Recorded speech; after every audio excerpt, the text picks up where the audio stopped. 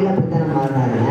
பார்த்தவொன்னே 7 உயர்த்தினாங்க. வாட்ட சாட்டம் இருக்காடி ஃபஸ்ட்டு மூட்டு பண்ண பார்த்தவொன்னே வீராக இருப்பாரோ அப்படிங்கிற சந்தேகம். அப்போ திடீர்னு ஊட்டு போகிற நேரத்தில் ஆண்டவர் சொன்னார், இவனை பார்க்காது, நீ சரீர வளர்ச்சியை பார்க்கல, நான் தாகத்தோடு ஒரு ஆத்மா நினைக்குது, நான் தாகத்தோடு ஒரு ஆத்மா இருக்குது, கர்த்தருக்காக செய்கிற ஒரு ஆத்மா, கர்த்தருக்காக ஏங்கிக்கொண்டிருக்கிற ஆத்மா, அதிக நீங்களே இருக்கக்கூடாது. ஏன் ஒரு கூட தோற்றவே இல்லை தாவீது. அது மாதிரி என் வாழ்க்கை ஒரு கூட தோத்தாத பெண்ணை ஏன் நீங்க இருக்கக்கூடாது? ஆண்டவங்களை மாட்ட மாட்டாரா? உங்களுக்காக நான் ரத்தம் செஞ்சிலையா? யோசிச்சு பாருங்க, எனக்காக நாங்கள் எதுவுமே செஞ்சு வைக்கணும்னு சொல்லுங்க. எல்லாரையும் செஞ்சு வச்சுக்கிறோம். ஏன் அது கல்வாரி செஞ்சில்லை, அவங்களுக்காக ஆசீர்வாதம் சம்பாதிச்சு வச்சிருக்கிறார். அலேலுயா. இன்னும் வந்து பார்த்தீங்கன்னா பரலோக ஆசீர்வாதம். அலேலுயா. அதுதான் வந்து பார்த்தீங்கன்னா மத்தேயு 16ஆம் அதிகாரம் 18-19 சொல்லுது. இந்த கல்லின் சபையை கட்டுவது.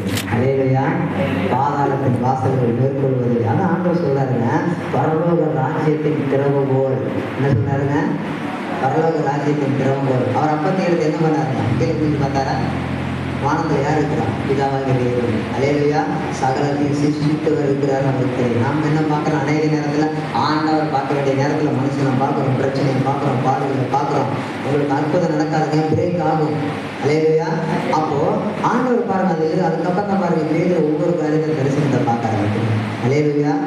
ஏன்னு கேட்டீங்கன்னா, உங்களுக்கு இனி தரிசனங்கள் உண்டாகும். இனி வரப்போகிற நாட்களில் அதுதான் உங்களுடைய கண்கள் தேவனை பார்க்குற கண்களாக மாறணும். அலேலுயா.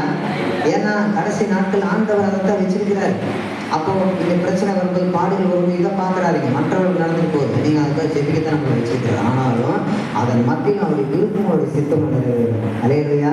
யோசிச்சு பாருங்க, அவர் எனக்கு நினைச்சிருப்பாரு, அவர் சிறுத்து கொண்டது கிடையாது. 15 வயசு வரைக்கும் இருக்கு.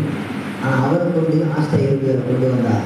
ஏன் உங்களை கொண்டு ஆண்டவர் ஏன் ஒரு சபையை அசைக்கக்கூடாது? உங்களை கொண்டு ஏன் இந்த கோபிச்செல்வி படையத்தை மாற்றக்கூடாது? உங்களை கொண்டு ஏன் இந்த ஈரோடு மாவட்டத்தை மாற்றக்கூடாது? உங்களை கொண்டு ஏன் இந்த தமிழ்நாட்டை மாற்றக்கூடாது? உங்களை கொண்டு ஏன் இந்த இந்தியாவில் கூட மாற்ற முடியாது? நாம நினைக்கலாம், ஆனால் அவரால் இல்லாமல் அலேலையா. ஒரு வேலை வந்து பார்த்தீங்கன்னா அவர் ஏன் ஆனந்த சொல்ல திரளான ஜனங்கள் ரசிக்கப்பட போகிறாங்க. அலேலையா. மந்திரவாதிகள் கூட நடந்து போகிறாங்க. அலேலையா.